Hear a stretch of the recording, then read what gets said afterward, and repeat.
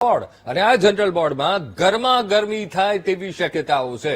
વિપક્ષ દ્વારા flower bed અંગેનો પ્રશ્ન બોર્ડમાં પૂછવામાં આવ્યો છે અને જેના કારણે ગરમાગરમી એ સર્જાઈ શકે છે. કેટલાક એવા પણ પ્રશ્નો છે કે જનરલ બોર્ડમાં જે ચર્ચા થાય તો તેના કારણે એ ખૂબ ચર્ચા થઈ શકે છે અને તેના કારણે ગરમાગરમી પણ પેદા થઈ શકે છે. અમે આપને રાજકોટ મનપાના જનરલ બોર્ડના દ્રશ્યો બતાવી રહ્યા છીએ. ગરમાગરમીની પૂરેપૂરી શક્યતા જોવા મળી રહી છે. પૂરેપૂરી ગરમાગરમી થાય આ ચર્ચા શરૂ થઈ ગઈ છે. હવે જોવું રહ્યું કે કયા વિષય ઉપર, કારણ કે સૌથી મહત્વપૂર્ણ વિષય વિપક્ષ દ્વારા એ ઉઠાવવાનો છે ફ્લાવર, અને એ જે મહત્વપૂર્ણ જે પ્રશ્ન છે ફ્લાવર બેડ, એ અંગેનો પ્રશ્ન બોર્ડમાં પૂછવામાં આવ્યો અને પૂરેપૂરી હવે શક્યતા છે. હવે જોવું રહ્યું કે શાસક પક્ષ તેને કેવી રીતે લે છે, કેવી રીતે જવાબ આપે છે. પણ અત્યારે રાજકોટના પ્રાણ પ્રશ્નો જે છે એ પ્રાણ પ્રશ્નોની ચર્ચા આ જનરલ બોર્ડમાં એ ચર્ચાવાની છે અને એ વચ્ચે અમે આપને આ જનરલ બોર્ડના દ્રશ્યો પણ બતાવી રહ્યા છીએ.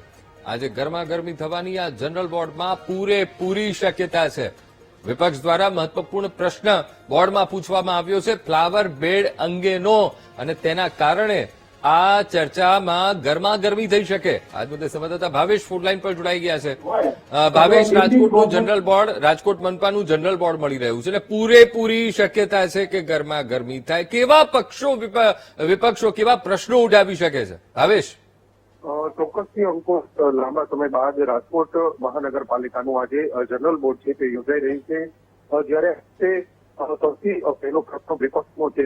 વિપક્ષે જે અલગ અલગ બાંધકામો હતા, બિલ્ડિંગમાં જે વધારાના બાંધકામો હતા, ફ્લાવર બેડને લઈને પહેલો પ્રશ્ન ઉઠાવ્યો છે અને હાલ જનરલ બોર્ડમાં તે પ્રશ્નની ચર્ચા છે તે ચાલુ કરવામાં આવી છે. પરંતુ જે પ્રમાણે વિપક્ષનું આજે પ્રથમ પ્રશ્ન હોય તેને જ લઈને ક્યાંક ને ક્યાંક ચુસ્ત પોલીસ બંદોબસ્ત પણ જોવા હતો. દર વખતે જનરલ બોર્ડમાં જે પ્રમાણે ગરમાગરમી જોવાતી છે, ભાજપ અને કોંગ્રેસના જે કોર્પોરેટરો છે તે સામે આક્ષેપબાજી કરતા હોય છે, ત્યારે આ વખતે ક્યાંક ને ક્યાંક વિપક્ષને પહેલો પ્રશ્ન પૂછવાનો જે તક મળી છે. એટલે કે હાલ પહેલો પ્રશ્ન છે તે ચાલુ છે અને તેની ઉપર ચર્ચાઓ છે તે થઈ રહી છે. જી અંકુર.